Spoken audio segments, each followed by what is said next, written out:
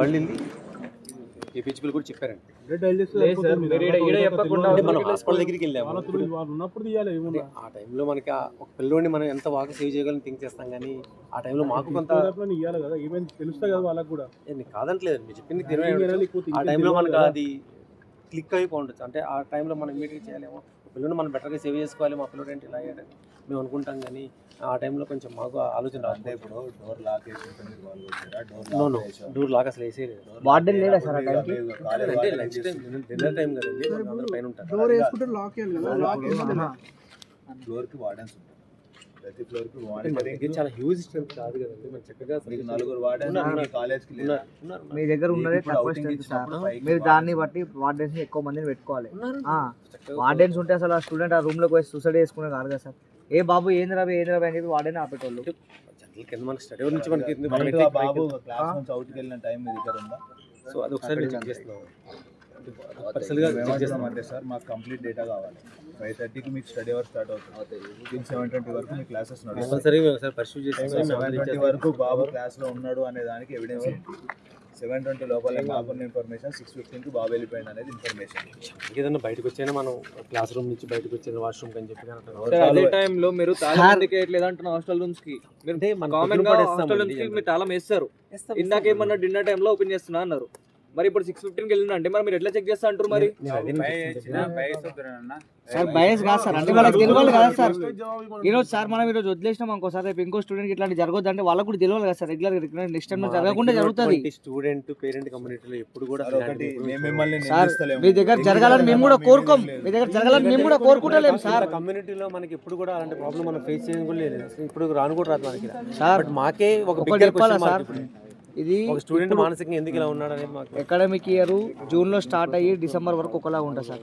December నుంచి ఫిబ్రవరి వరకు ఒకలా ఉంటుంది. డిసెంబర్ స్టార్ట్ అయిందంటే ప్రతి కాలేజీలలో కూడా సూసైడ్స్ అనేది స్టార్ట్ అవుతాయి, వాళ్ళు పెట్టే ప్రెషర్ వల్ల. కానీ నేను ఇక్కడ ప్రెషర్ పెట్టినా నేను అంటలే, అంటే మీరు ఒక నిర్లక్ష్యం వల్లనే స్టూడెంట్ చనిపోయింది సార్. మీరు అక్కడ స్టూడెంట్ 6:15కి వెళ్ళిందా, ఎప్పుడు వెళ్ళిందా బయటికి క్లారిటీ లేదు, క్లాస్ రూమ్లో ఉండలేదా మీకు క్లారిటీ లేదు. జనరల్గా ఒక స్టూడెంట్ క్లాస్ రూమ్కి రాకుండా హాస్టల్ ఉన్నట్టే మీరు పోయి పదే ఏమైంది వాట్ ఈస్ వాట్ అనేది కనుక్కుంటారు కదా సార్ రెగ్యులర్గా. మళ్ళీ ఈరోజు ఎందుకు కనుక్కోలేదు సార్? వాళ్ళ క్లాస్ రూమ్లో మీరు పీరియడ్కి అటెండెన్స్ తీసుకుంటారు, ఎంతమంది వచ్చారు స్టూడెంట్ వాట్ ఈస్ వాట్ అనేది మీరు ఒక చెక్ చేసుకుంటూ ఉంటారు కదా సార్. మనకి మార్నింగ్ లంచ్ బ్రేక్ అలా ఉంటాయి కదండి. అవును సార్, మీరు రెగ్యులర్గా క్లాస్ టు క్లాస్ ప్రతి పీరియడ్ వాట్ ఈస్ వాట్ ఏం జరుగుతుందని చెక్ చేసుకుంటారు సార్. ఎప్పుడో జరిగింది సార్, వాళ్ళు చెక్ చేసేది సార్. మీరు ఏం చేస్తారు సార్? మీకు ఒక రెస్పాన్సిబిలిటీ ఉండాలి కదా సార్. స్టూడెంట్ దగ్గర ఉన్నామండి, సార్ మీ మేనేజ్మెంట్ మీ దగ్గర స్టూడెంట్ దగ్గర ఉన్నది ఓన్లీ 5 మెంబర్స్ అన్నా సార్. యాక్యురేట్ డేటా మీరు ఎప్పుడు చెప్పగలుగుతారు? ఎన్నింటికి? రేపు పొద్దున మీరు కనపడకపోతే నేను ఎవరిని అడగాలి? ఎందుకంటే సార్ ఉన్నారు కదా సార్, ఎస్ఐ సార్ ఉన్నారు కదా సార్, ఎస్ఐ సార్ కూడా ఉన్నారు, సిఏ సార్ కూడా ఉన్నారు. ఇప్పుడు సిఏ సార్ ఉన్నారు. మేము ఏమంటున్నాం అంటే రేపు పొద్దున టైం తీసుకోండి, మాకు ఇప్పటికిప్పుడు చెప్పాలని కాదు. మేము ఏమంటున్నాం అంటే రేపు పొద్దున అసలు బాబు క్లాస్ రూమ్ నుంచి బయటకు వచ్చిన ఫుటేజ్ మీ దగ్గర ఉంటుంది, ఇన్బుల్ట్లో రూమ్కి వెళ్ళిన ఫుటేజ్ మీ దగ్గర ఉంటుంది. ఆ టైం డేటా అనేది మీ దగ్గర యాక్యురేట్గా ఉంటే జరిగింది ఆయన పర్సనల్ రీజనా కాలేజ్ రీజనా అనేది తర్వాత ఇన్వెస్టిగేషన్లో తెలుస్తుంది, అది సార్ వాళ్ళు చెప్తారు. బట్ యాక్యురేట్ టైం డేటా అనేది కూడా మన దగ్గర మినిమం అవగాహన లేకపోతే మీరు ప్రిన్సిపల్గా మీ విద్యార్థి సంఘాలుగా ఇద్దరం వేస్ట్.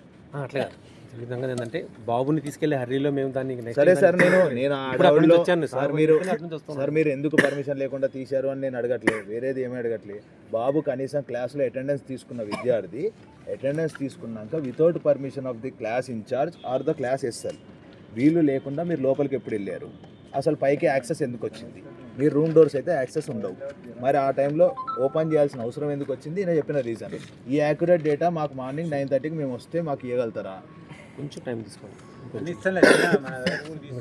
అంతే సార్, అంటే ఇప్పుడు ఆయన ప్రిన్సిపల్ కాబట్టి ఆయన పొద్దున అది ఇస్తే ఇంతే కదా సార్ మేము అడిగేది కూడా.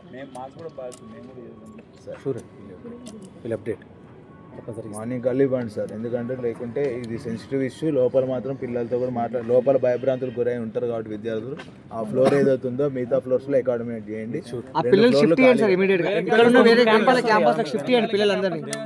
లేదు షిఫ్ట్ చేయండి సార్, ఇంకా ఇమీడియట్ షిఫ్ట్ చేయండి. 3 క్యాంపస్ లేదు వీళ్ళని ఇక్కడ నుంచి స్టూడెంట్స్ అందరిని అక్కడ షిఫ్ట్ చేయండి సార్ ఇమీడియట్ గా.